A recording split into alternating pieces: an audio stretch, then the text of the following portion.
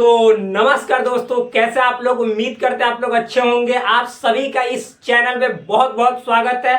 यदि आप class 11th और 12th को पूरा डिटेल वे में समझना चाहते हो, ये क्लास आपके लिए, ये चैनल आपके लिए वरदान से कम नहीं है। तो प्लीज आप चैनल पे यदि पहली पहली बार आए हैं तो चैनल को पहली नजर में ऐसे सब्सक्राइब कीजिए कि फिर इस नजर से आपको पूरी तरह से दिलो जान से प्रेम हो जाए। और हाँ, वीडियो देखने के बाद वीडियो को लाइक अवश्य करें और कमेंट जरूर करें कि क्या आपको इसमें कमी दिखाई दिया है और क्या अच्छा लगा है। यदि कमी है तो कमी का कमेंट करो और अच्छा लगा है तो थोड़ा सा प्रशंसा भी कर दो, थोड़ा सा टैग वैग लगा दो, थम्स अप कर दो, जो हार्ट का सीन होता है वो लगा दो, जिससे हमको मोटिवेशन मिलेगा। तो चलिए चलते हैं। आज के इस वीडियो में हम देखेंगे क्लास 11 का जो मैथमेटिक्स का पहला चैप्टर है, जिस चैप्टर का नाम है सेट थ्योरी। तो सेट थ्योरी में जो हम टॉपिक पढ़ा रहे हैं उस टॉपिक का नाम है, क्योंकि देखिए पहले बता चुके हैं कि सेट थ्योरी में हमने सबसे पहले इस चैप्टर को पढ़ाने के लिए आपको क्या लिखवाया था, सिलेबस। आप मान लो आप अपने घर का गृह प्रवेश करवाओ, घर का पूजा करवाओ, और पूजा का जितना जो सामान है उसको पहले से लिस्ट बनवा के और सब एक जगह लाकर इकट्ठा ना कर दो, और तब ऐसे ही पूजा पे बैठ जाओ और तब कहो पंडित जी बोले कि ये चीज लाए हैं, तब कहो कि अब आ जाएगा, तब तो दिक्कत हो जाएगा।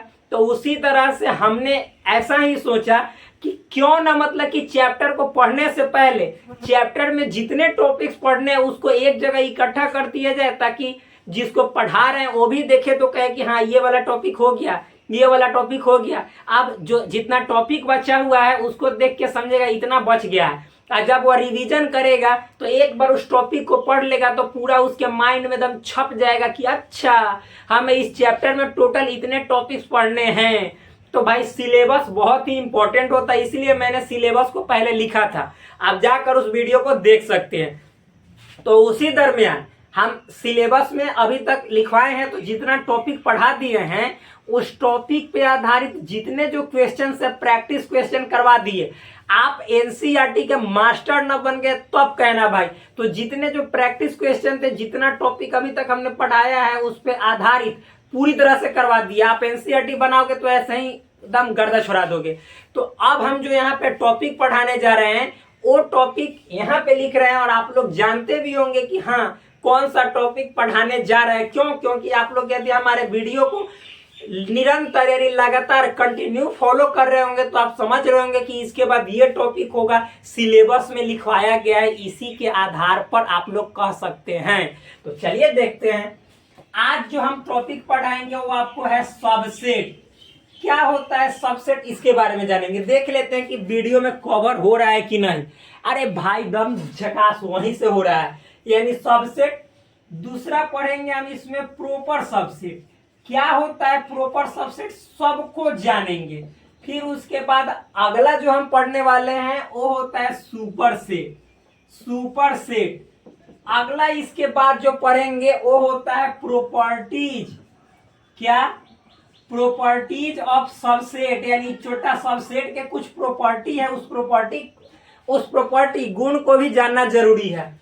और जस्ट इसके बाद हम लोग पढ़ेंगे, मालूम है क्या, सबसेट ऑफ, जब सबसेट पढ़ लेंगे, सबसेट ऑफ रियल नंबर, यानी रियल नंबर के कौन कौन सबसेट होते हैं इसको देखेंगे।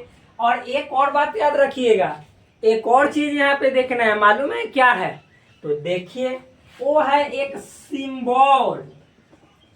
सिंबल आ कैसा सिंबल, तो दो तरह का सिंबल। एक वो ऐसा देखिएगा, ये ब्रैकेट हम लगाए हैं, ऐसे पढ़ना है इस सिंबल को। एंड एक और सिंबल है ऐसे। इन दोनों को आपने मैथ पढ़ते समय जरूर कहीं ना कहीं देखा होगा। क्या होता है इसका अर्थ जानेंगे इस वीडियो में, अच्छे तरीके से जानेंगे, पूरा माइंड में पूरा तरह से घुसा न दिया तब कहना। तो चलिए देखते हैं क्या होता है। तो सबसे पहले हम एक बात बोले, क्या पढ़ लेते हैं। सबसे पहले सबसेट शुरू करते हैं। क्या शुरू करते हैं? सबसेट। इसको ऐसे घेर देते हैं, ऐसे हमको लिखना चाहिए उधर, लेकिन लिख दे इधर, कोई दिक्कत नहीं है। तो चलिए हम यहाँ पे शुरू करते हैं क्या, सबसेट, जिसको हिंदी में कहते हैं उपसमुच्चय। देखो, एक आपने पढ़ा था समुच्चय जिसको सेट कहते हैं, और ये है उपसमुच्चय। अगर जो जिंदगी में यदि देखे तो एक होता है क्या, राष्ट्रपति, और एक होता है उपराष्ट्रपति, एक होता है प्रधानमंत्री, दूसरा होता है उप प्रधानमंत्री, एक होता है मुख्यमंत्री, एक होता है उप मुख्यमंत्री, एक होता है मुखिया, एक होता है उप मुखिया, एक होता है मालिक, एक होता है उप मालिक, एक होता है कप्तान, एक होता है उप कप्तान। तो भाई सुनते ही ना होंगे ये सब चीज अपने जिंदगी में, डेली लाइफ में। तो आप सिंपल ऐसे ही बताओ कि क्या जितना पावर राष्ट्रपति यानी प्रेसिडेंट के पास होता होगा उतना पावर उपराष्ट्रपति यानी वाइस प्रेसिडेंट के पास होता होगा क्या? अरे नहीं ना होता होगा।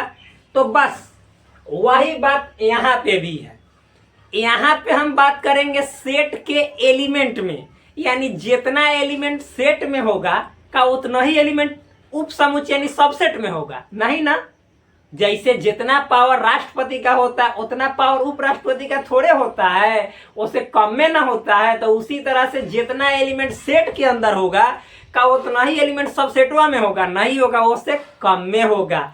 और एक बात और समझिएगा, अच्छा जो राष्ट्रपति का फील्ड है, एरिया है, तो उपराष्ट्रपति बेचारा, मान लीजिए राष्ट्रपति कहीं दूसरे जगह चला गया तो उपराष्ट्रपति का एरिया भी उहे ना होगा जो राष्ट्रपति का था। यानी जो राष्ट्रपति का काम था, अगर जो राष्ट्रपति बेचारा कहीं चला गया तो उपराष्ट्रपति भी राष्ट्रपति के कमवे के संभालेगा, ही नहीं कि प्रधानमंत्री के काम को संभालने लगेगा। कहने का मतलब है, सिंपल वे में समझाएंगे, अरे गर्दा छोड़ा दीजिएगा। यानी सेट बेचारा 1 2 3 4 5 एलिमेंट रख ले है, तो मान लीजिए कि बी सबसेट है। ऐसे ही इसको समझते हैं, डेफिनेशन तो लिख के समझाएंगे। यानी मान लीजिए कि जैसे ए राष्ट्रपति है, ये छोटा राष्ट्रपति है, और बी क्या है, उपराष्ट्रपति। भाई राष्ट्रपति को हमने छोटा कर दिया, इज्जत से लेना चाहिए, ये हमारे देश का या किसी भी देश का प्रथम नागरिक के रूप में देखा जाता है, प्रणाम कर दिए, चलिए ठीक है। तो मान लीजिए कि ए राष्ट्रपति है और बी उपराष्ट्रपति है, तो ये राष्ट्रपति से बी तो कहीं छोटे होगा पावर में, शक्ति में। लेकिन एक बात याद रखिएगा, जो राष्ट्रपति का पावर होगा क्या, तो राष्ट्रपति मान लीजिए कहीं चला गया तो उहे पावरवा तो उपराष्ट्रपति का हो जाएगा कि ना।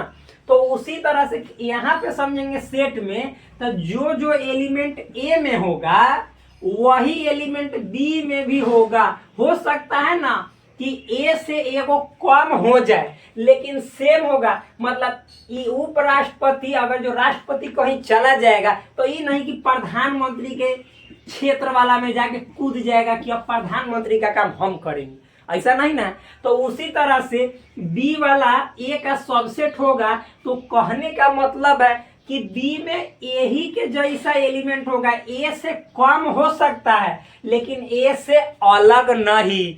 मतलब राष्ट्रपति जो है और उपराष्ट्रपति, तो उपराष्ट्रपति का काम राष्ट्रपति से कम हो सकता है लेकिन राष्ट्रपति से अलग, कहने का मतलब कि दोसर फील्ड का नहीं, यानी प्रधानमंत्री वाला काम वही नहीं संभालेगा। तो उसी तरह से जो बी सबसेट होता है तो ए का सबसेट होता है, तो ए के जितने एलिमेंट्स है सब बी में हैं और बी में कम एलिमेंट रहेंगे। चूंकि बी उप समुच्चय है तो बी में जितना एलिमेंट है ना वो सब बेचारा ए में होगा और बी में कम एलिमेंट भी होगा, क्योंकि उप समुच्चय है। तो यह बी जो है सो ए का उप समुच्चय होगा। उसी तरह से मुखिया का जितना काम होगा उससे कम में काम होता है उप मुखिया का। एक बात समझ जाइएगा, उप मुखिया ही नहीं करेगा कि उप मुखिया जा क्या दोसर मतलब कि पंचायत का विकास करना शुरू कर देगा। जिस पंचायत का उप मुखिया रहेगा उसी पंचायत का करेगा। यानी उसी तरह से जैसे इस सेट ए है तो सेट ए में इतने एलिमेंट है, मान लीजिए मुखिया है और बी उप मुखिया है, तो ये मुखियावे का काम उप मुखिया का होगा। जब मुखिया नहीं रहेगा तो उप मुखिया करेगा। यानी ए में के एलिमेंट ही बी में भी होंगे, लेकिन हाँ चूंकि बी उप मुखिया है तो बी में थोड़ा कम एलिमेंट रहेंगे, लेकिन सब एलिमेंट मुखिया वाला रहेगा, सब गुणवा मुखिया वाला रहेगा, यानी सब एलिमेंट्स ए वाला ही रहेगा।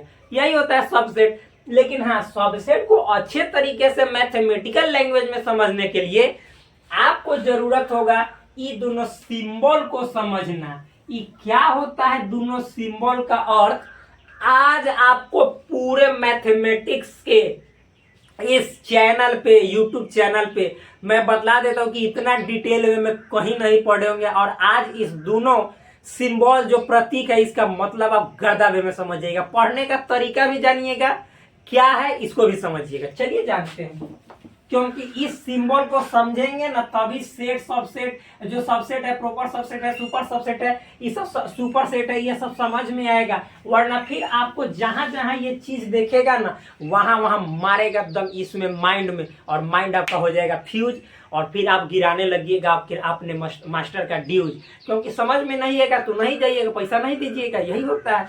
तो चलिए आते हैं, हम आपको करते हैं कंफ्यूज और उसके बाद मिलाते हैं उसमें क्या। आप मत कीजिएगा हमारे बातों को मिसयूज, क्योंकि हम ऐसे ही बोलते रहते हैं, हर टॉपिक को समझाने के लिए ऐसे बोलेंगे, तो बातों को मिसयूज वे में नहीं लेना है, गलत वे में नहीं लेना है, समझना है ज्यादा। तो देखिए क्या है, चलिए समझते हैं। ये सिंबल है, सिंबल को हिंदी में कहते हैं प्रतीक। सिंबल क्या है भाई, ऐसा सिंबल है, ऐसे लिख देते हैं इसको शोभने, ये वाला शोभने के लिए लिखे ही नहीं कि सिंबलवा के साथ साथ होता है, ऐसा बात नहीं है, इसको शोभने के लिए लिखा जाता है। अब देखिए सिंबल है, बेचारा सिंबल को ना ई वाला को कहते, ई जैसे कॉची का सिंबल है तो इसको कहते हैं वन वे इम्प्लीकेशन। इम्प्लीकेशन, इस सिंबल को कहते हैं वन वे इम्प्लीकेशन, यानी एक तरफा नियोजन या रिश्ता या संबंध, नियोजन या संबंध इसको मतलब कहते हैं, ठीक। लेकिन इसको पढ़ते ये नहीं है one way implication, one way implication ये है उसका सिंबल, ठीक। अब समझिएगा, इसको पढ़ो, क्या इसको पढ़ते हैं वो लिख रहे हैं, इसको पढ़ते हैं इम्प्लाइज, यानी इम्प्लाइज का मतलब है को इंगित करता है, को इंगित करता है, या फिर को दर्शाता है, को दर्शाता है। इतना समझ में आया। अब देखिए, मान लीजिए कि अगर जो इसको हम जोड़ने का प्रयास करते हैं, क्यों पढ़ेंगे तो भाई कुछ से जोड़ेंगे, तो आइए जोड़ने। मान लीजिए कि जैसे ऐसे आपको लिखा हुआ है, ऐसे लिखा हुआ है, तो इसको क्या पढ़ेंगे ए इम्प्लाइज बी। इसको और पढ़ते हैं, ऐसा बात नहीं है, इम्प्लाइज को इंगित करता है, को दर्शाता है, या इसको और पढ़ते हैं का तात्पर्य है, का तात्पर्य है, इसको और पढ़ते ये वाला चिन्हवा को का तात्पर्य है, का तात्पर्य यानी का मतलब है, ठीक। देखिए तो इसको पढ़ेंगे ए का तात्पर्य है कि बी है, ए का तात्पर्य बी है, ए का तात्पर्य बी है, या इसको पढ़ते ए इंगित करता है बी को, या ए दर्शाता है बी को, या ए इम्प्लाइज बी। क्या पढ़ते हैं, ए इम्प्लाइज बी, या ए का तात्पर्य, ए का तात्पर्य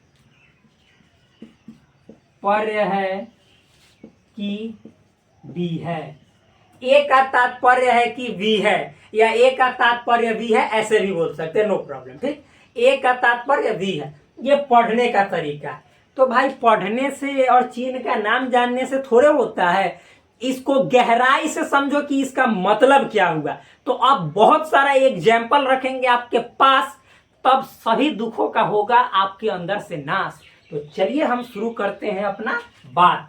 तो क्या है बात, तो आ जाइए हमारे पास, तो देख लीजिए।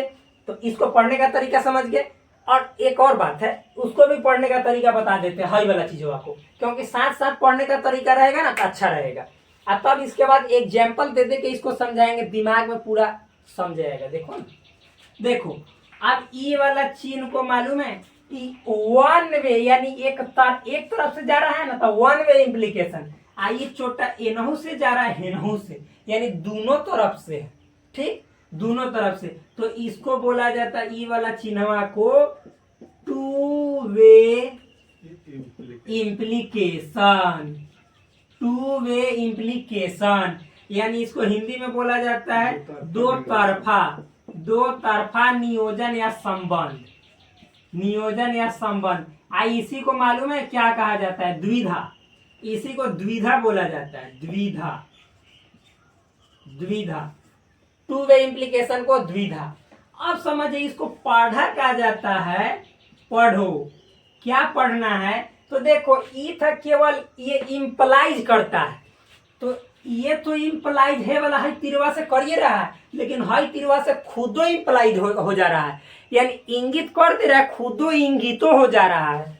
यानी इसको पढ़ेंगे इंप्लाइज एंड इंप्लाइड बाई। भाई देख लेते हैं कि वीडियो में आ रहा है कि ना, क्योंकि ये भी देखना जरूरी है। हाँ आ रहा है, इसे नीचे जाएंगे तो नहीं आएगा। हिंदी लिख देते हैं इंप्लाइज एंड इंप्लाइड बाई, यानी इसको कहते हैं को इंगित करता है, को इंगित करता है तथा के द्वारा इंगित किया जाता है, के द्वारा इंगित किया जाता है। भाई रे ये वाला देखना, यही पढ़ता है कोई नहीं भाई, ठीक है दिखाई दे रहा है, पढ़ दे रहे हैं बार बार। इंप्लाइज एंड इंप्लाइड बाई, यानी को इंगित करता है तथा के द्वारा इंगित किया जाता है, के द्वारा इंगित किया जाता है, ये इसको पढ़ा जाता है इंप्लाइज एंड इंप्लाइड बाई। इतना समझ में आया? अब समझिएगा, ये तो पढ़ने का तरीका है। अभी और चीज है इसको, और ऐसे भी बहुत लोग पढ़ता है हिंदी में, को इंगित करता है तथा इंगित किया जाता है, को इंगित करता है तथा इंगित किया जाता है, लेकिन हम पूरा जोड़ दिए कि के द्वारा इंगित किया जाता है। ठीक, और समझिएगा इसको और पढ़ा जाता है, ई वाला चिन्हवा को, हाई वाला को और पढ़ा जाता है। क्या? इसको पढ़ा जाता है इफ एंड ओनली इफ, यानी यह चिन्हवा को ना ऐसे भी पढ़ा जाता है if and only if. Hindi में इसको कहा जाता है यदि एवं केवल यदि, केवल यदि, ऐसे पढ़ा जाता है यदि एवं केवल यदि हिंदी में। शॉर्ट में मालूम है इसको IFF लिख दिया जाता है, यानी ई वाला साइन को इफ एंड ओनली इफ पढ़ा जाता है हिंदी में, यदि एवं केवल यदि, IFF। अब इस सब का मतलब क्या होता है, जब हम आपको देंगे उदाहरण तब आप समझेंगे सोदाहरण, यानी उदाहरण के साथ समझेंगे तब आपके दिमाग में पूरा तरह से इस तरह से जाके प्रिंटर मशीन की तरह छप जाएगा, मानो सदा के लिए आपको जीरोक्स कॉपी की तरह माइंड में सेट हो जाएगा। तो आइए चलिए करते हैं इससे भेंट, क्या है इसका मतलब। तो देखिए यहाँ पे, इसको मिटा दे, अरे बोलो ना सही से, अरे यार कहाँ चले जाते हो, मिटा देते। चलिए, तो दिखाई दे रहा है, हट गया, क्योंकि लिखना भी तो रहता है। आप वीडियो को पॉज करके मतलब ऐसे सटा के, और जैसे हटाइएगा तो रुक जाएगा, रुक जाएगा तो ये वाला सब आंख से दिख जाएगा, और जैसे दिख जाएगा तो हमारा काम है कि यहाँ पे हम अपना काम करेंगे, यानी मिट जाएगा, तो मिटा देते हैं। चलिए, और जैसे मिटेगा वैसा ही आप मतलब क्या करेंगे, आपके दिमाग में फिर से दिखेगा, लेकिन पहले दिमाग से पहले कॉपी में दिखाना है ना, तो दिमाग में दिखाने के चक्कर में कॉपी से हटा दीजिएगा तो फिर दिक्कत हो जाएगा, जल्दी जल्दी आदमी भूलता है हर चीज को। तो चलिए अब देखते हैं क्या होता है अर्थ ई वाला साइन का। देखिए ई वाला साइन का अर्थ क्या होता है। ई वाला साइन कहता है ना कि मान लीजिए जैसे ऐसे लिखल है ए और बी लिखल है, ठीक ऐसे लिखल है, तो ई वाला सिंबल जहां पे लगा रहेगा वो कहता है ना कि यदि ए सत्य है तो बी भी सत्य होगा। मतलब ए अगर जो सही है ना, सही, तब बी भी सही होगा, एकदम फिक्स कंफर्म, इस बात का मतलब है, ठीक। लेकिन ये जरूरी नहीं है, जरूरी नहीं है कि बी यदि सत्य है, बी सत्य है तो ए भी सत्य होगा, ए भी सत्य होगा। अब ये सब ऐसे नहीं समझ में आया होगा, जब इसको थोड़ेंगे एग्जाम्पल से ना सब समझ में आ जाएगा पूरा। आ डेलियो लाइफ के एग्जाम्पल समझाएंगे या मैथों का, हम दोनों पढ़ाते हैं, समझ में है ना, भी और गोल दोनों पढ़ा देते हैं। तो यहाँ पे समझिएगा, यानी ए सत्य है तो बी भी सत्य होगा, लेकिन ये जरूरी, ये वाला चिन्हवा का मतलब बता रहे हैं, लेकिन ये जरूरी नहीं है कि बी सत्य है तो ए भी सत्य होगा। बहुत सारा एग्जाम्पल है, अब बताएं, आओ देखते हैं। मान लो कि अब जैसे ए और बी क्या है, पूछो कि क्या है, तो ये कथन है। कथन मतलब बात।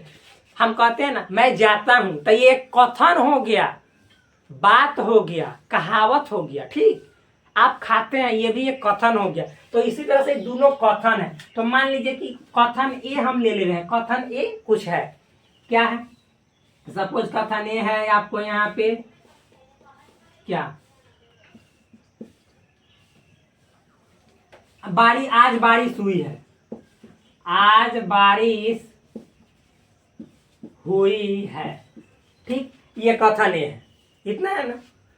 आगे मान लीजिए ये वाला कथन बी है। ठीक, तो इसको लिख रहे हैं सड़क गीली है। सिंपल है। ए वाला कथन क्या है, आज बारिश हुई है। अब बी वाला कथन क्या है, सड़क गीली है। अब जहां पे आप ऐसे लिख दीजिएगा तो इसको क्या पढ़ेंगे, इसको पढ़ेंगे कि आज बारिश हुई है। ए का मतलब क्या हुआ, आज बारिश हुई है, ऐसे इंप्लाई, इसको इंप्लाई बोलेंगे सड़क गीली है। तो देखिए मान लीजिए कि दो कथन है, एक कथन है एक कथन बी है। कथन फथन मतलब ऐसे ही समझिए। मान लीजिए कि जैसे हम अभी बताए ना कि इसको पढ़ेंगे ए इंप्लाइज बी, ए इंप्लाइज बी यानी ए बी को बताता है, दर्शाता है, इंगित करता है। यदि ए सत्य है तो बी भी सत्य होगा, मतलब ये निकला। यानी ए का तात्पर्य बी है, जो कि हम पढ़ाए हैं अभी। तो अब देखिए यदि ए का जो कथन है आज बारिश हुई है, ठीक, और बी है सड़क गीली है, और इस तरह से आपको लिखा है कि ए इंप्लाइज बी, तो कहने का मतलब है कि ये देखो आज बारिश हुई है तो जरूर ये इंप्लाई करता है कि सड़क गीली है। जब बारिश होता है तो सड़क गीली होगी, यानी ये वाला बात अगर सत्य है तो ये भी वाला बात सत्य है। इतना समझ में आया। क्योंकि आज बारिश हुई है तो ये मतलब कि इंप्लाई करता है, बताता है कि जी सड़क गीली होगी। जब बारिश हुई है तो सड़क गीली होगी, यानी ये वाला बात सत्य है, ये बात सत्य है, तो बी भी सत्य है और होगा। लेकिन ये जरूरी नहीं है कि आपको ऐसे कह दे।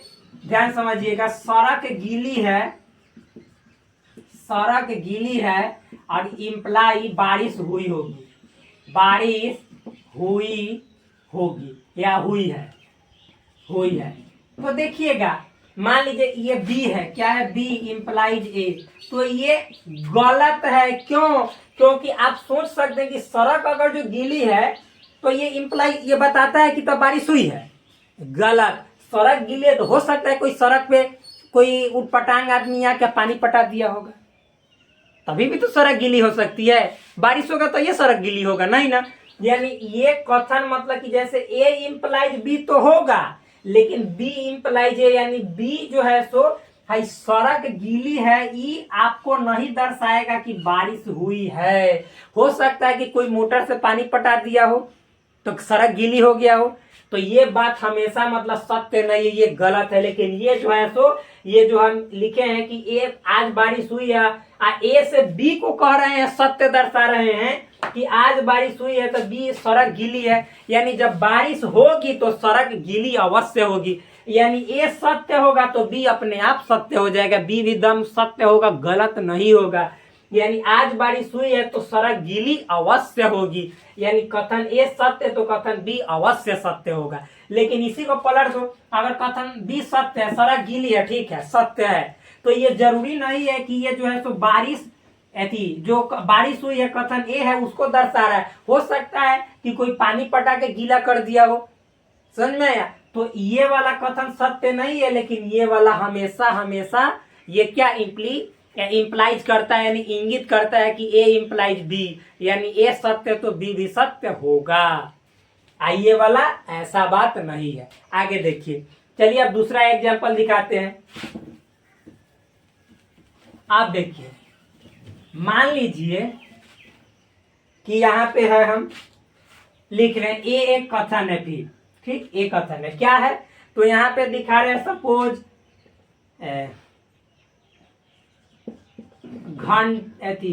घंटा बजा है, घंटा बजा है, मंदिर में घंटा बजा है, मंदिर में घंटा बजा है, ठीक। और बी यहाँ पे है, मंदिर में पुजारी है, मंदिर में पुजारी है। और यहाँ पे ऐसे लिख सकते हैं, ध्यान से, ए इंप्लाइज बी, तो इसको ए इंप्लाइज बी अवश्य लिख सकते हैं। अब मान लो कि जैसे ए इंप्लाइज बी कहने का मतलब क्या है, ए इंप्लाइज बी, तो ए मतलब क्या है, मंदिर में घंटा बजा है, बजा है। आई इंप्लाई करता है मंदिर में पुजारी है, मंदिर में पुजारी है। मतलब समझिए, यानी जब ए इंप्लाइज बी ये करेगा, मंदिर में जब घंटा बजेगा तो ये जरूर बताता है, दर्शाता है, इंगित करता है, संकेत देता है कि मंदिर में पुजारी है।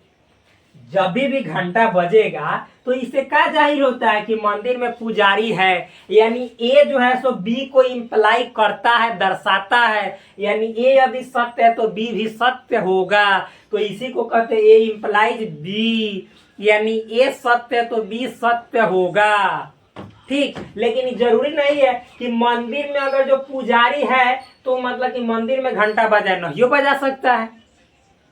मंदिर में पुजारी है और मंदिर में घंटा बजेगा, मतलब मंदिर में पुजारी है तो जरूरी है कि घंटा बजबे करेगा, अरे नहीं कोई बजा सकता है। लेकिन हाँ, ये जरूरी है कि मंदिर में घंटा बजा है तो ये जरूरी है कि मंदिर में पुजारी है, यानी मंदिर में घंटा बजना जो है सो मंदिर में पुजारी को दर्शा रहा है, संकेत दे रहा है। लेकिन मंदिर में अगर जो पुजारी है तो घंटा नहीं भी बजा सकता है, यानी संकेत नहीं भी देगा। ऐसा हो तो सकता है, मंदिर में मान लीजिए पुजारी बैठे तो घंटा बजेबे करेगा नहीं, यानी जरूरी नहीं कि पुजारी है तो घंटा बजबे करेगा, मतलब ये हुआ। तो ये बी इंप्लाइज ए नहीं करेगा, यानी जब आप कहिएगा कि बी करेगा इंप्लाइज ए को तो ये हमेशा सत्य नहीं होगा, ये गलत होगा। लेकिन ये हमेशा सत्य होगा कि मंदिर में घंटा बजा तो जरूर मंदिर में पुजारी होगा। अभी और एग्जाम्पल है, समझिए, मिटा देते हैं क्योंकि आप लोग तो जाने गए होंगे। आप देखिए अगला, आप देखिए कथन ए, क्या है, कथन ए।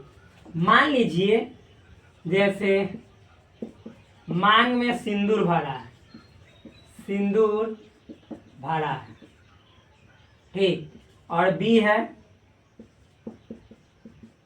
शादी हो गई है, शादी हो गई है, ठीक।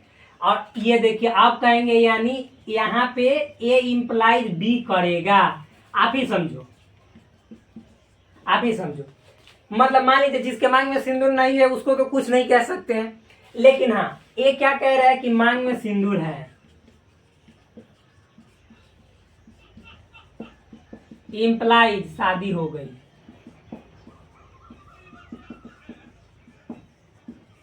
आप ही बताओ कि जिसके ए इंप्लाइज बी करेगा कि ना करेगा, जिसके मांग में सिंदूर होगा समझो कि वह शादीशुदा होगी, वह शादीशुदा होगी, यानी स्त्री है कोई, स्त्री के मांग में अगर जो सिंदूर है तो वह शादीशुदा कंफर्म होगी, यानी यदि ए सत्य है तो बी भी सत्य होगा। लेकिन हाँ इसको उलट दो, जिसकी शादी हो गई है तो क्या उसके मांग में सिंदूर होगा?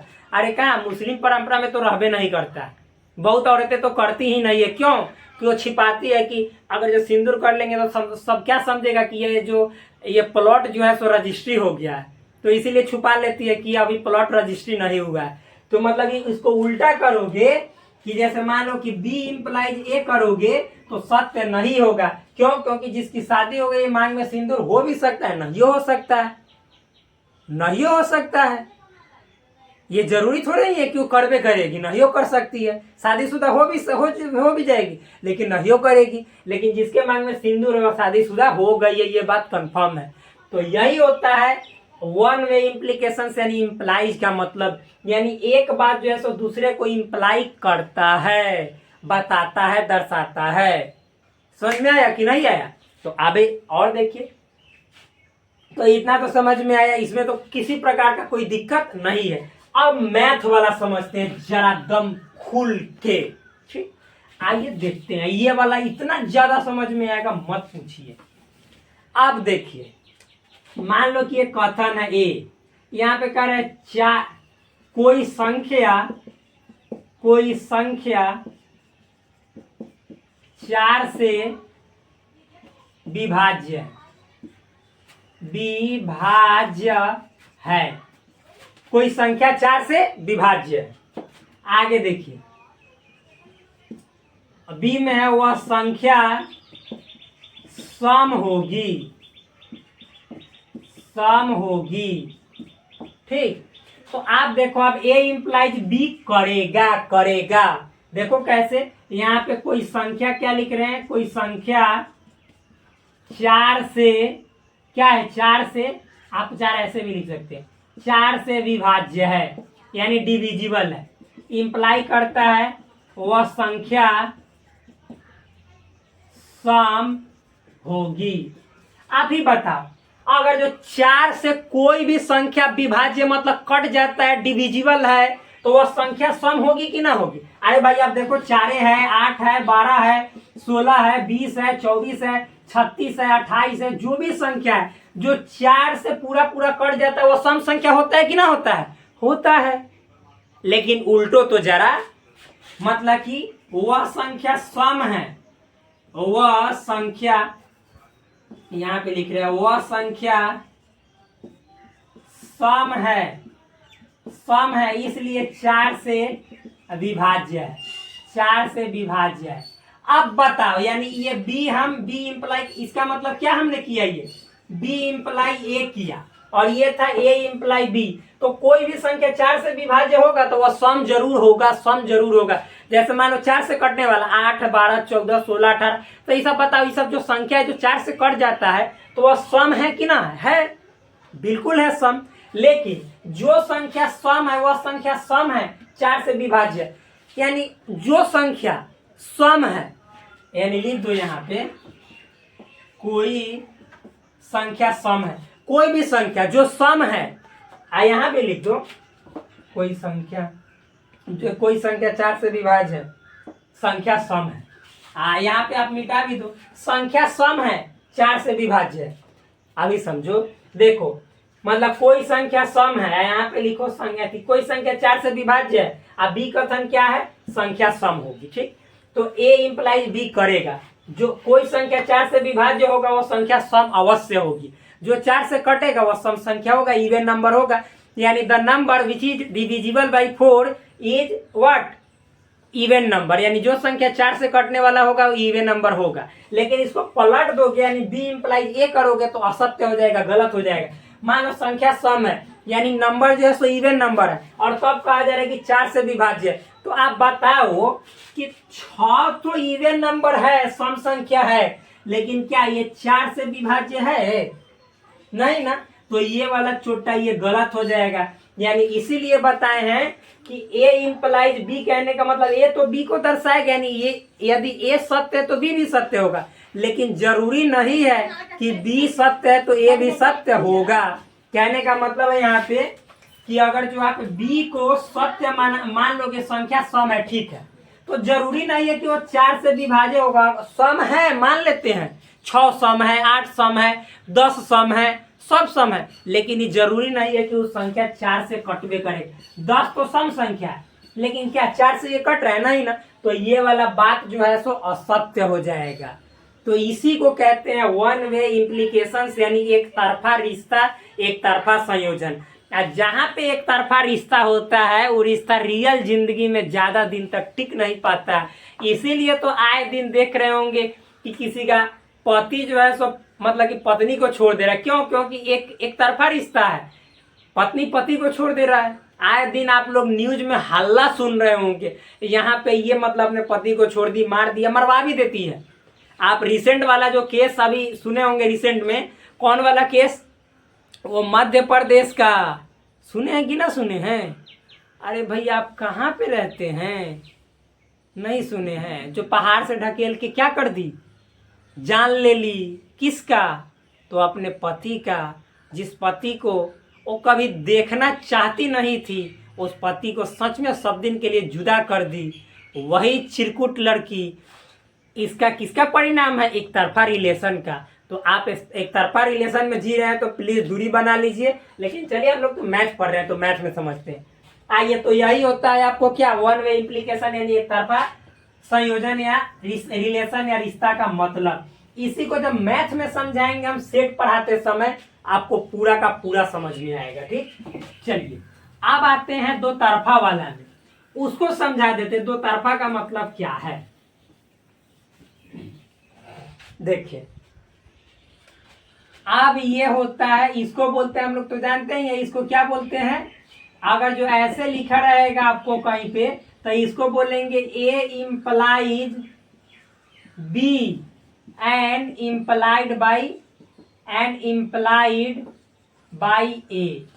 मतलब समझिए ए इम्प्लाइज बी यानी ए बी को इम्प्लाइज करता है, इंगित करता है, और फिर बी जो है सो ए के द्वारा इंगित किया जाता है। ए इम्प्लाइज बी एंड मतलब बी यहाँ पे लिख दीजिए, बी इम्प्लाइड बाई ए यानी ए बी को इंगित करता है तथा ए बी को इंगित करता है तथा बी के द्वारा इंगित किया जाता है, इंगित किया जाता है।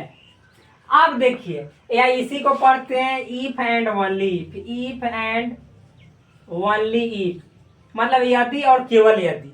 मतलब समझिएगा ये जो है सो ऐसा साइन, ऐसा चिन्ह दोनों के बीच में, ए और बी के बीच में तभी लगाएंगे जब दोनों कथन सत्य हो। यानी कहने का मतलब, इसका कहने का मतलब है कि यदि ए सत्य है, ए सत्य है तो बी भी सत्य होगा तथा बी सत्य है तो ए भी सत्य होगा। यानी दो तरफा रिलेशन है, यह सत्य होगा। यानी ए सत्य है तो बी भी सत्य होगा, और बी सत्य है तो ए भी सत्य होगा। दो तरफा संबंध, दोनों तरफ से, यानी ए बी को दर्शाएगा और बी ए को भी दर्शाएगा, दोनों तरफ से सत्य होगा, तभी कहेंगे कि A implies B and implied by B, A implies B and implied by B. अब समझते हैं इसको कैसे, जनरल एग्जांपल से समझते हैं। अब मान लो यहाँ पे देखो, आप अपने घर द्वार पे देखिए, घर वाला एग्जांपल से समझते हैं। मान लीजिए कि जैसे कथन ए है, रामू मान लीजिए कहाँ है, रामू घर पर है, रामू घर पर है, ठीक, रामू घर पर है। अभी रामू का दरवाजे पर चप्पल है, रामू का चप्पल दरवाजे पर है, दरवाजे पर है। अब देखिए यानी ये दोनों को क्या करेगा, ये दोनों को दर्शाएगा। आप समझिए ये हमने क्या माना, रामू घर पर है, कथन एक है, तो यहाँ पे देखिए आप समझ ही जाएंगे, रामू घर पर है, ऐसे लिखिए, ये वाला साइन देंगे। यहाँ पे रामू का चप्पल दरवाजे पर है।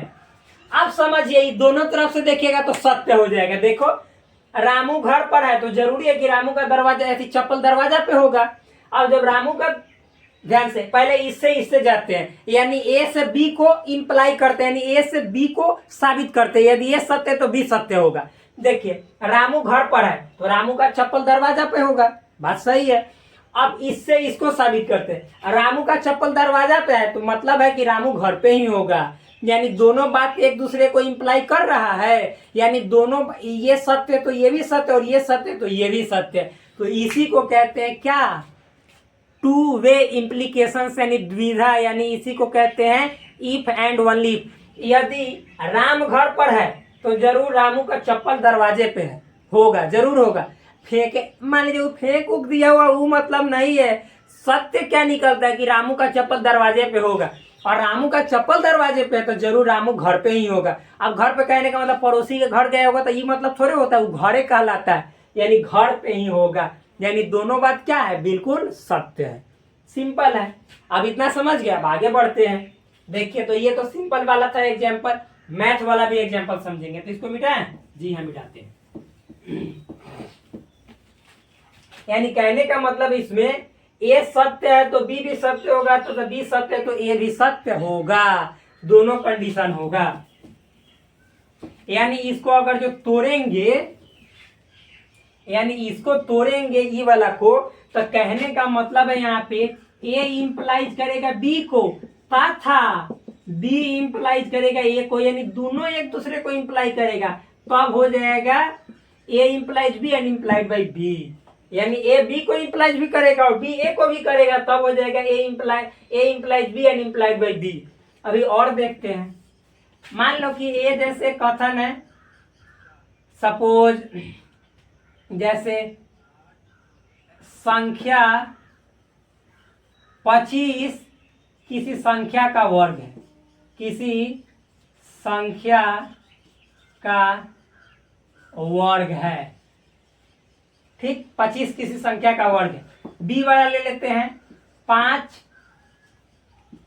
तथा -5 व 5 तथा -5 संख्या है, संख्या है। अब आप इसमें फिट करो, इसमें देखो 25 किसी संख्या का वर्ग है, ठीक, और यहाँ पे इस वाला साइन को ये वाला चिन्ह को फिट करो और यहाँ पे लिखो 5 एवं -5 संख्या है, संख्या है, ठीक। अब समझो, अब बताओ 25 किसी संख्या का वर्ग है, ठीक है, हाँ वर्ग है, तो ये दर्शाता है कि ना 5 एवं -5 वो संख्या होगी, यानी 25 जिस संख्या का वर्ग है ये दर्शाता है कि वह संख्या 5 तथा -5 होगी, फिक्स होगी। और जो संख्या 5 तथा -5 होगी उसका वर्ग भी 25 होगा, ये वो भी दर्शा देता है।